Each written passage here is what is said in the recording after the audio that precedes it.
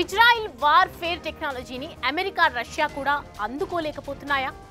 ఒకప్పుడు ప్రపంచ యుద్ధ రంగాన్ని శాసించిన ఈ రెండు దేశాలు ఇప్పుడు ఇజ్రాయిల్ ముందు సిగ్గుతో తలంచుకుంటున్నాయి. వారు ఫీల్డ్ ని ఇజ్రాయిల్ అంత సింపుల్ చేసేస్తోందా? లైట్ వెయిట్ వెపన్స్ తో అట్టుడికిస్తోందా? అదేమిటో ఇప్పుడు తెలుసుకుందాం.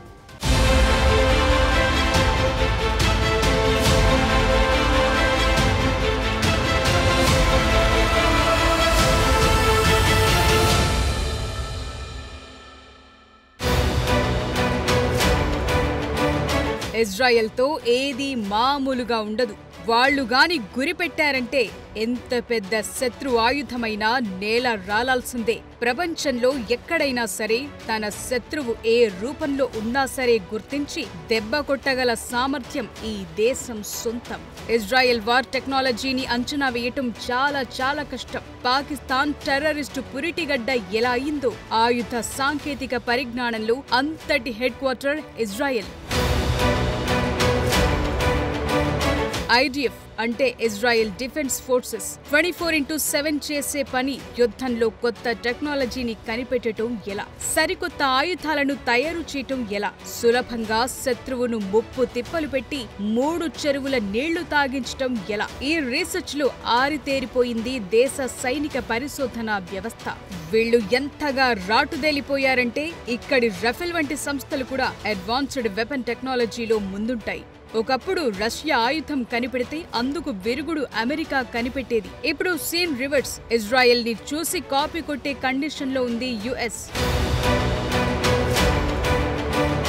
మొన్నటికి మొన్న ఇజ్రాయెల్ ఐరన్ డోమ్ టెక్నాలజీ కనిపెడితే ట్రంప్ సర్కార్ దానికి నకలుగా గోల్డెన్ డోమ్ టెక్నాలజీ కనిపెట్టింది. అదేమంటే మా దగ్గర ఇదివరకే రీగన్ కనిపెట్టిన స్టార్ వార్స్ టెక్నాలజీ ఉందని కలరింగ్ ఇచ్చుకోవాల్సి వచ్చింది. లేటెస్ట్ గా ఇజ్రాయెల్ లేజర్ టెక్నాలజీతో వార్ ఫీల్డ్ ని శాసించే స్థాయికొచ్చింది. మీ దగ్గర పెద్ద యుద్ధ విమానాలుండొచ్చు, డ్రోన్లు, ఇతర ఎన్నెన్నో ఆయుధాలు కోట్ల విలువైనవి ఉండొచ్చు. కానీ మా దగ్గరున్న చిన్న లేజర్ వెపన్ చాలు మిమ్మల్ని నిలువున కూల్చేస్తాం, కాల్చి బూడిద చేస్తామంటోంది ఇజ్రాయెల్. ఈ సాంకేతికతను ఇజ్రాయెల్ కి చెందిన రఫెల్ సంస్థ అభివృద్ధి చేసింది. ముఖ్యంగా హిజ్బుల్లా నుంచి పెరుగుతోన్న డ్రోన్ల ముప్పును దృష్టిలో ఉంచుకుని దానికన్నా వేగమైన ఆయుధాన్ని కనుగొన్నామని ప్రకటించింది దేశ రక్షణ రంగ సంస్థ. ఇజ్రాయెల్ డిఫెన్స్ ఫోర్స్ ప్రకటించిన దాన్ని బట్టి చూస్తే ప్రస్తుత యుద్ధంలో ఈ దేశం వైమానిక రక్షణ వ్యవస్థతో పాటు లేజర్ సిస్టమ్ సైతం మోహరించింది. అంతేకాదు ఈ లేజర్ ఆయుధాలు అద్భుతంగా పనిచేస్తున్నట్టు చెప్తోంది IDF. శత్రు ఆయుధాలను సమర్థవంతంగా ఎదుర్కోవటం మాత్రమే కాదు, పౌరుల ప్రాణాలు, జాతీయ ఆస్తులను సైతం రక్షించామని అంటోంది దేశ రక్షణ వ్యవస్థ. డ్రోన్లను లేజర్ వెపన్తో విజయవంతంగా కూల్చిన దృశ్యాలను కూడా విడుదల చేసింది IDF. రఫెల్ సంస్థ చైర్మన్ యువల్ స్టెయింట్ మాట్లాడుతూ ప్రపంచంలోనే మొట్టమొదటిసారి మోస్ట్ పవర్ఫుల్ లేజర్ ద్వారా ఇంటర్సెప్టర్ గా వాడిన దేశంగా ఇజ్రాయెల్ మిగిలిందని సగర్వంగా ప్రకటన చేశారు. ఇప్పటి వరకు 3 రకాల లేజర్ ఆయుధ వ్యవస్థ అభివృద్ధి చేసినట్టు చెప్పారాయన.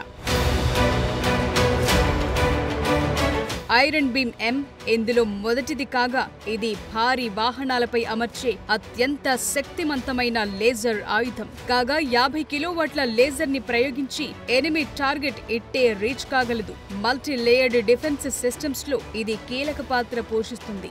లైట్ బీమ్ ఇది ఐరన్ బీమ్ కి తేలికపాటి వెర్షన్. చిన్న వాహనాలపై కూడా దీన్ని అమర్చుకోవచ్చు. దీని పవర్ 10 కిలోవాట్ల రేంజ్ లో మాత్రమే ఉంటుంది. ఇది హై ఎనర్జీ లేజర్ ఆయుధంగా UAVలు, డ్రోన్ల వంటి శత్రు లక్ష్యాలపై సమర్థవంతంగా పనిచేస్తుంది. దీని ఖర్చు కూడా తక్కువగా ఉంటుంది. ఒకేసారి కొన్ని కిలోమీటర్ల దూరంలో ఉన్న 10 టార్గెట్లను కూడా ఇట్టే ధ్వంసం చేస్తుంది. ఇక మూడోది నేవల్ ఐరన్ డోమ్. యుద్ధ నౌకలపై అమర్చే విధంగా రూపొందించిన దీని పవర్ 100 కిలోవాట్స్. ఈ హై ఎనర్జీ లేజర్ యుద్ధ నౌకలకు ఎదురయ్యే సాచురేటెడ్ అటాక్స్ ను సమర్థవంతంగా తిప్పికొట్టగలదు. దీని ద్వారా ఇంటర్సెప్షన్ కు అయ్యే ఖర్చు కూడా తక్కువగానే ఉంటుందని చెప్తోంది Rafael advanced defence systems company. ప్రపంచంలో మొట్టమొదటిసారి వైమానిక ముప్పులను ఎదుర్కోవటానికి మోస్ట్ పవర్ఫుల్ లేజర్ సిస్టమ్ వాడామని, ఇది వచ్చే రోజుల్లో అత్యంత కీలకమైన మలుపుగా మారబోతోందని, తక్కువ ఖర్చుతో ఎక్కువ విధ్వంసం సృష్టించగలదని చెప్తోంది రక్షణ రంగ సంస్థ. ఇది వచ్చే రోజుల్లో ఆయుధాల స్వరూప స్వభావాలను పూర్తిగా మార్చేస్తుందని అంటోంది ఇజ్రాయెల్ రక్షణ రంగ సంస్థ.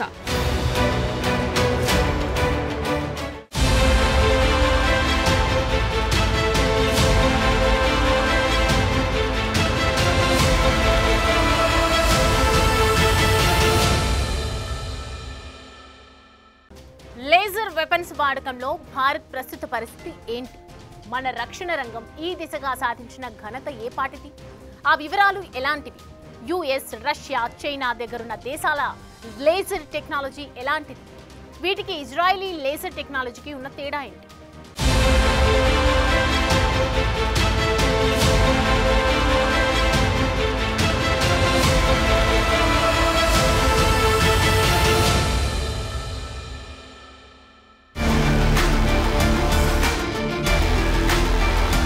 భారత్ కూడా ఇటీవల రక్షణ రంగంలో తన ఫోకస్ బాగా పెంచింది. ఇప్పటికీ ప్రాజెక్టు కుశా, ఆ తరువాత 5th జనరేషన్ ఫైటర్ జెట్స్, ఇలా వేల కోట్ల రూపాయలను ఈ రంగంలో పెట్టుబడులు పెడుతోంది. భారత్ సైతం లేజర్ ఆయుధ తయారీ చేయగా దీని కెపాసిటీ 30 కిలోవాట్స్. శత్రువుల వైమానిక బెదిరింపులు ఎదుర్కోవటానికి సమర్థవంతమైన సాధనంగా నిరూపించింది. ఈ ఆయుధం డ్రోన్లను, క్షిపణులను, ఇతర వైమానిక లక్ష్యాలను ఛేదించగలిగిన సామర్థ్యం కలిగి ఉంది. ఈ లేజర్ ఆధారిత డైరెక్ట్ ఎనర్జీ వెపన్ సిస్టమ్ ద్వారా modern war weapons country club లో చేరింది భారత్. భారత్ కూడా 3 రకాల లేజర్ వెపన్స్ డెవలప్ చేసింది. వీటిలో మొదటిది డ్రోన్లు, క్షిపణులు, స్మార్ట్ డ్రోన్ల వంటి వైమానిక లక్ష్యాలను ఇది నిలువరించగలదు. ఇక రెండోది MK2A, 4 కిలోమీటర్ల పరిధిలో 6-5 kV కిరణాలను వాడుతుంది. డ్రోన్లు, హెలికాప్టర్లు, శత్రు సెన్సార్లను టార్గెట్ చేయగలదు. మూడోది కాళీ 5000, ఇది శత్రు సాంకేతికతపై పనిచేయడానికి ఉపయోగించే ఎలక్ట్రానిక్ బీమ్ యాక్సిలరేటర్. ఇక ఫైనల్ సహస్ర శక్తి, ఇది కూడా మోడర్న్ లేజర్ వెపన్ సిస్టంలో ఒకటి. భారత్ ఈ లేజర్ ఆయుధాలను అభివృద్ధి చేయడం ద్వారా ఒక మైలురాయిని అధిగమించింది. ఆంధ్రప్రదేశ్లోని కర్నూలులో నేషనల్ ఓపెన్ ఎయిర్ రేంజ్ లో విజయవంతంగా ఈ పరీక్షలు నిర్వహించింది. ఈ టెస్టుల్లో ఫిక్స్డ్ వింగ్ డ్రోన్లు, స్మార్ట్ డ్రోన్లపై అధునాతన లేజర్ బీమ్ ప్రయోగించారు. ఈ లేజర్ వెపన్ సక్సెస్ కావటంతో మన DRDO సంబురాలు చేసుకుంది. వార్ టెక్నాలజీలో మనం సాధించిన మరో అద్భుత విజయంగా ప్రకటించింది. భారత్ చేసిన ఈ ట్రయల్ రన్ ద్వారా ఎయిర్ క్రాఫ్ట్లు, మిసైళ్లను క్షణాల్లో కూల్చివేసే సామర్థ్యం మనకు ఉందని తేలింది. ఈ వెపన్ సక్సెస్ కావటంతో DRDO చైర్మన్ తన టీం మెంబర్స్ కి అభినందనలు తెలిపారు. ఆ మాటకొస్తే అమెరికా, రష్యా, చైనా సైతం ఈ లేజర్ వెపన్స్ కలిగి ఉన్నాయి. కానీ ఇజ్రాయెల్ మాత్రమే ఎందుకు ప్రత్యేకమంటే ఆ దేశం అధిక శక్తిగల లేజర్ వెపన్స్ ని 1కి 3 రకాలుగా కనుగొనటం మాత్రమే కాదు, ఈ ఆయుధాల ప్రయోగంతో ప్రపంచానికి తమ కెపాసిటీ ఏంటో తెలియచెప్పింది. ఈ లేజర్ వెపన్స్ తయారీ మన DRDO 2012లోనే మొదలుపెట్టింది. అయితే మన వాళ్లు 30 kV వరకు మాత్రమే దీని పరిధిని పెంచగలిగారు. అదే ఇజ్రాయెల్ 100 kV వరకు కనిపెట్టడంతో ప్రస్తుతానికి ఈ దేశపు లేజర్ టెక్నాలజీయే టాప్ పొజిషన్ లో ఉంది. అయితే ఈ లేజర్ వెపన్స్ ఆపరేషన్ సింధూర్ లో వాడలేకపోయారు. దీంతో S-400, బ్రహ్మోస్, ఆకాష్, నాగాస్త్ర 1, స్కై స్ట్రైకర్లకు వచ్చినంత గుర్తింపు మన లేజర్ ఆయుధాలకు రాలేదు. ఒకవేళ వీటిని ఈ యుద్ధంలో వాడి ఉంటే మరింత పబ్లిసిటీ వచ్చి ఉండేదంటారు నిపుణులు. డైరెక్ట్ ఎనర్జీ పవర్ గా పిలిచే ఈ లేజర్ బీమ్స్ ప్రయోగం మరింత పెరిగితే ఫ్యూచర్ లో స్టార్ వార్స్ తరహా యుద్ధాలు వచ్చినా ఆశ్చర్యం లేదు.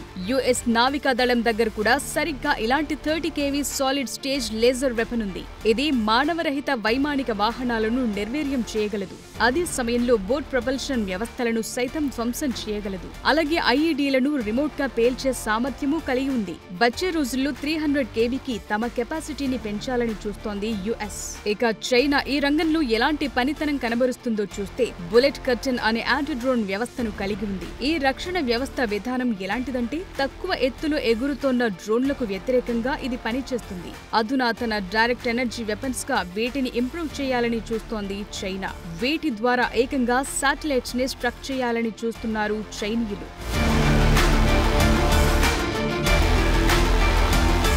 రష్యా లేజర్ వెపన్స్ డెవలప్మెంట్ ఎలా ఉందో పరిశీలిస్తే ఇది యాంటీ శాటిలైట్ ఆయుధంగా రూపుదిద్దుకుంది. ఇది ఏకంగా శత్రు నిఘా ఉపగ్రహాలను ఆపిస్తుంది. 200 నుంచి 1100 కిలోమీటర్ల ఎత్తులో ఉన్న 360 డిగ్రీల కవరేజ్ తో టార్గెట్ చేస్తుంది.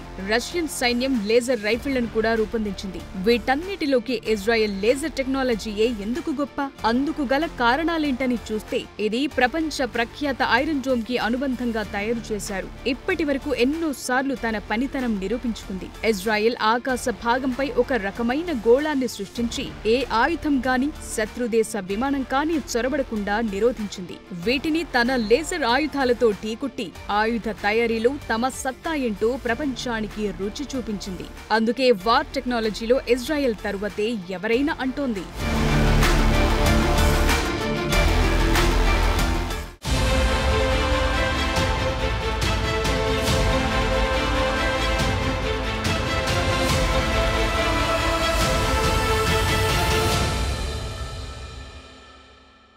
వార్ఫేర్ ఎప్పటికప్పుడు తన రంగు రూపు మార్చుకుంటోంది.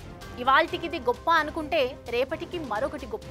ఒకప్పట్లో ఫ్యాషన్ రంగంలో ఈ మార్పులు తరచూ కనిపించేవి. ఇప్పుడు యుద్ధ రంగంలో చూస్తున్నాం. మరీ ముఖ్యంగా యుఎస్, రష్యా, చైనా వీటిని తలదన్నేలా ఇజ్రాయెల్. ఈ వార్ గేమ్ ని భారత్ కూడా ఫాలో అవుతూ తన వంతు పాత్ర పోషిస్తోంది. ప్రస్తుతం ఇండియన్ ఆర్మీ సైతం లేజర్ వెపన్స్ తయారు చేస్తోంది కాబట్టి మనం కూడా ట్రెండ్ ఫాలో అవుతున్నాం. అప్పుడప్పుడు ట్రెండ్ సెట్ చేస్తూనే ఉన్నాం కాబట్టి బేఫికర్. జై Hind. For more videos like this, subscribe Big TV channel.